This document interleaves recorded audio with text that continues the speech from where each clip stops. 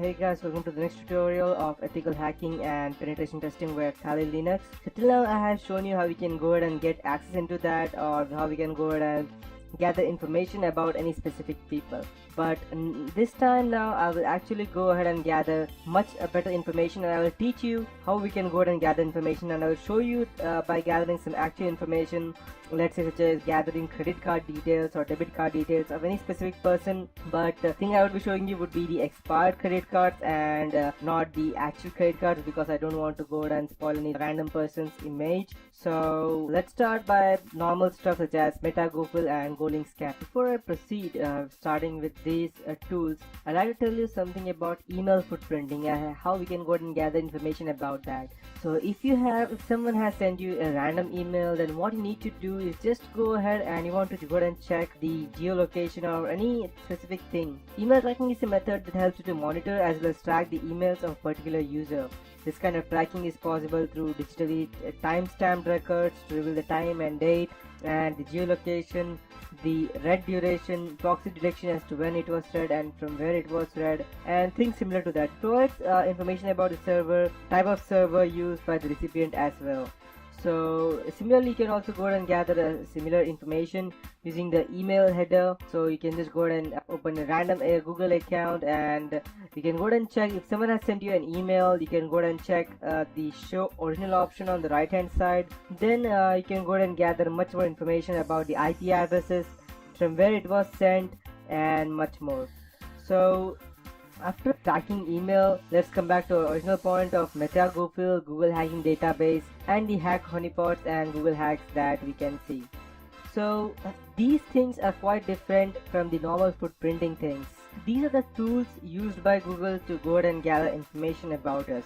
So footprinting using Google hacking techniques is quite different. Google hacking refers to the art of creating complex search engines queries, and MySQL probably. So if you can construct proper queries, you can retrieve valuable data about a target company or person through Google search results. So Google hacking, an attacker tries to find websites that are vulnerable to numerous exploits and vulnerabilities. And this can be accomplished with the help of Google hacking database, that is GHDB, a database of queries to identify sensitive data, and Google operators can help finding in the required text and avoiding irrelevant data. And using advanced Google operators, attackers can locate specific strings of text such as specific versions of vulnerable application. So I'll be teaching you today about how we can go ahead and gather much more information. I'll show you some basic examples at first, and then finally I'll go ahead and teach you how we can go ahead and gather, let's say, how hackers gather credit card information via internet, just for example. So to start with, we'll start with the first thing, that is period site. The period site operator in Google helps to find only pages related to a specific URL. So I'll just go ahead and show you a few examples. Let's say I want to gather information about, let's say, just to be precise, let's say I want to find information about a specific person or a specific vehicle on only a specific site. So the most famous site for a vehicle would be, let's say, for example, for a bike, it would be for XBHP website, and I want to want information about some random, let's say, some random bike or a person.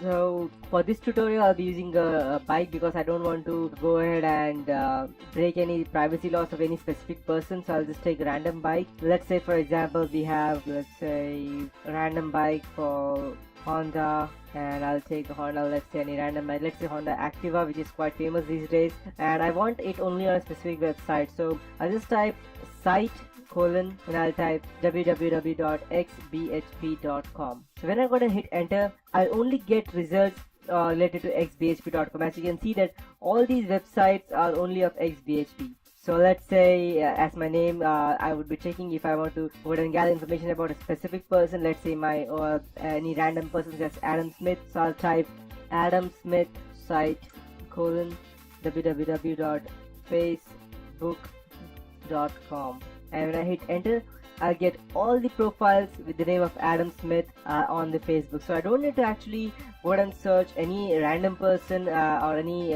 go through any random links. It's all the links are quite visible by using the site. So the site operator in Google helps to find only pages that belong to a specific URL. After that, we have all in URL option. This operator finds the required pages or websites by restricting the results containing all query terms.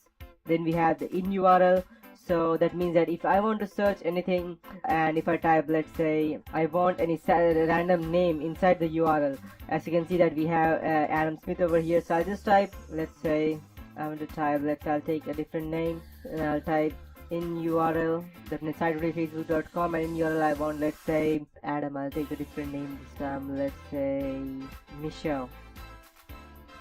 So as you can see that I'll get all the websites with the name of Facebook, and with the URL we have that has Michelle inside that, only with a specific thing. So in this way I can go ahead and gather information.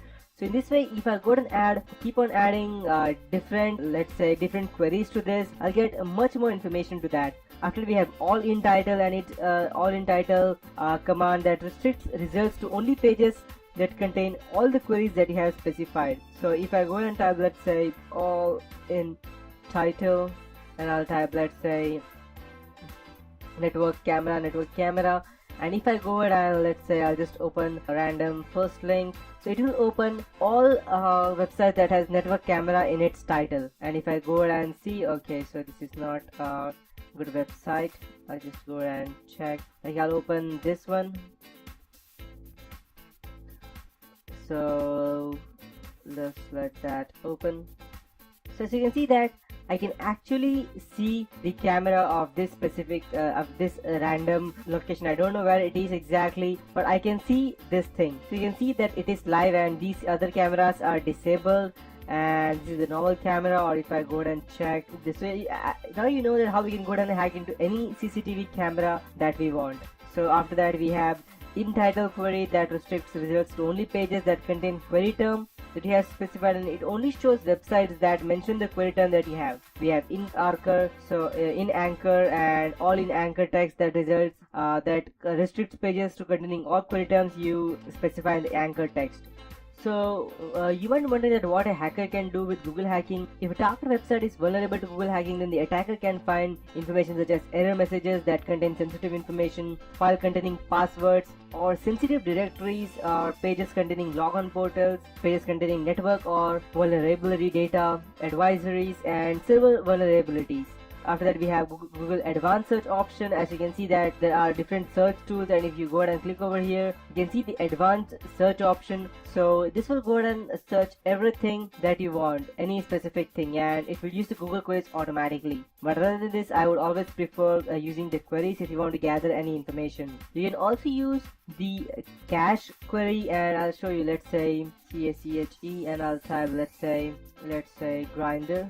So I'll get all the things. As you can see over here, we have a small tick mark, and if I go ahead and check the cached web page, it will take me to the cached web page that was used previously.